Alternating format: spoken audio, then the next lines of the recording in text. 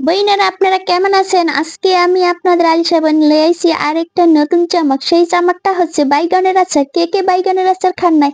যারা খান নাই তারা জীবনে কোনো আচারই খান নাই। এত স্বাদের আচার মিস করে যাবেন। তো আসেন শিখালেন কিভাবে এই আচারটা বানাইবেন। তো সেই জন্য একখানা বাইগন এইভাবে ধুইয়া পুচ্চা তারপরে সুন্দর করে মুচ্ছা মুচ্ছা কুটুস কাটুস করে গোল গোল করে কাটতে লইবেন এই যে আমার মতো করিয়া। তাহার পরে কি করিবেন এখানে সামান্য একটু লবণ দিয়া তারপরে একটু হলুদের গুঁড়া দিয়ে এটারে কুটুস কাটুস করে ঝাঁকাইয়া মাখাইয়া ঝাঁকা নাকা করিয়া মাখাইয়া এক সাইডে সুন্দর করিয়া রাখিয়া দিবেন।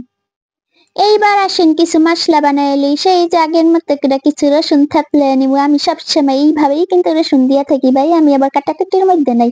২টা বাড়ি দিমু তারপরে রসুনের গাত থেকে এক্কারে পোশাক আশাক সব খুলিয়া যাইব। তারপরে রাইখা দিমু। কি এর আবার কুচি কুচি কুচি করে কাটুম সেটার দরকার নাই। তারপরে এরকম ২ চামচ সরিষা নিয়ে তারপরে সেটারও এইভাবে লেড়িয়ে চিড়ে গোটায় মোটায় এক্কারে ফাটায় ফুটায় লইছি।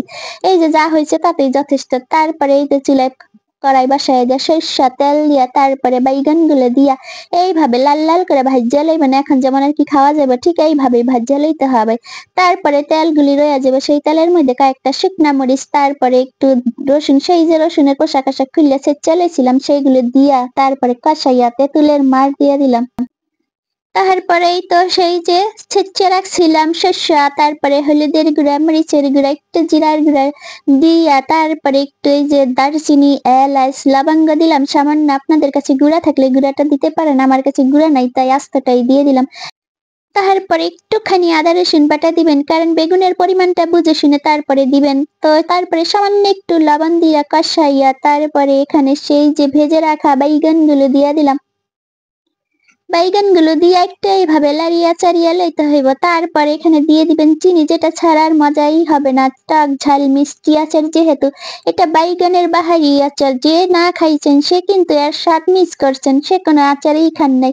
এটা এতই মজা, যাকে খাইবেন সেই প্রশংসা করবে। তো এই যে দেখেন লাড়িয়া চাড়িয়া তারপরে কষানো হয়ে গেলে 2টা কাঁচামরিচ দিয়ে দিলাম, সামান্য একটু সিরকা দিয়া তারপরে লাড়াচাড়া করলে এটা কিন্তু আরো সুন্দর আঠালো হয়ে যাবে।